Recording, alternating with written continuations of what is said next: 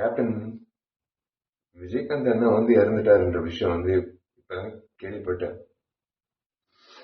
ஆனா என்ன மன்னிச்சிருங்க, முதல்ல என்ன மன்னிச்சிருங்க. நான் சத்தியமா இந்த நேரத்துல நான் உங்க பக்கத்துல இருந்து உங்க முகத்தை ஒரு முறை பார்த்து ஒரு காலத்தொட்டு கும்பிட்டு அவங்க கூட இருந்திருக்கணும். நான் வெளிநாட்டுல இருந்தது என் தப்புன்னு என்ன மன்னிச்சிருங்க. ஏன்னா நான் வந்து நல்லது செய்யறது வந்து சாதாரண விஷயம் இல்ல.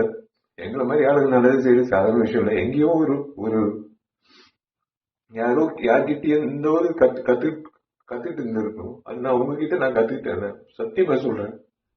ஏன்னா உங்க அலுவலகத்துல வந்து கிட்டத்தட்ட 20 வருஷம் முன்னாடி நான் கேள்விப்பட்டிருக்கேன். நான் நிறைய முறை நிறைய பேர் சொன்னது நான் கேட்டிருக்கேன். உங்க அலுவலகத்துக்கு யாராவது பசியோட வந்தா நீங்க வந்து சோறு போட்டு அனுப்புவீங்க. அதேதான் நான் வந்து நானும் செய்யணும் அப்படின்னு இறங்கினேன். அதே மாதிரி நீங்க எவ்வளவு உதவி பண்ணியிருக்கீங்க இந்த சமுதாயத்துக்கு.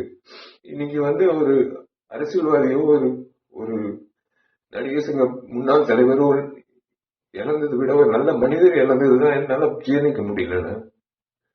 இன்னைக்கு நடிகர் சங்கத்துல வந்து நாங்கெல்லாம் பொறுப்பேற்றதுக்கு அப்புறம் உங்களை வந்து சந்திக்கும் போது பிரேமலதா அம்மா சொன்ன ஒரே விஷயம் தான், நீங்க அந்த பதக்கத்தை மீட்டுட்டு எடுத்துட்டு வரும்போது உங்க வீட்டு நகை கூட வந்து அந்த அளவுக்கு நீங்க ஒரு ஒரு ஒரு விஷயமாவே எடுத்துக்கல. நீங்க அந்த பத்திரத்தை அப்படியே ஒரு பொக்கிஷமா நீங்க வந்து உங்க லாக்கர்ல வச்சீங்கன்னு அம்மா அந்த அம்மா சொல்லும் போது நீங்க செஞ்ச உதவிகள், நீங்க செஞ்ச விஷயங்கள், அந்த நடிகர் சங்கத்துக்கு நீங்க நடத்தின அந்த நிர்வாகம், அரசியல்வாதியா நீங்க அவ்வளவு துணிவா நீங்க பேசின பேச்சு, உங்க செயல்பாடு, ஒரு நடிகனா நீங்க எவ்வளவு பேர் வாங்கியிருக்கீங்க. ஆனா ஒரு மனிதராக பேர் வாங்குறது சாதாரண விஷயம் இல்ல. சில நபர்கள் தான் ஒரு மனிதரா நீண்ட நாட்கள் அந்த பேர் நீடிக்கும். அந்த வகையில நீங்க இருக்கீங்க. மன்னிச்சிருங்க.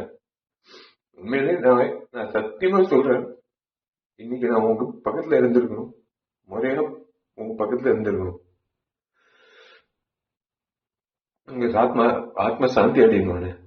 நீங்க நீங்க நல்லா இருக்கணும். சத்தியமா உங்க பேர்ல நான் கண்டிப்பா வந்து உங்க பேர்ல நான் கண்டிப்பா வந்து மேற்கொண்டு நல்லது பண்ணணும்னு இன்னும் தோணுதுன்னு. அவ்வளவுதான், வேற ஒன்றும் சொல்ல முடியல. உங்களுக்கு நான் பண்ண வேண்டிய ஒரு விஷயம் இதுதான் நான் நினைக்கிறேன்.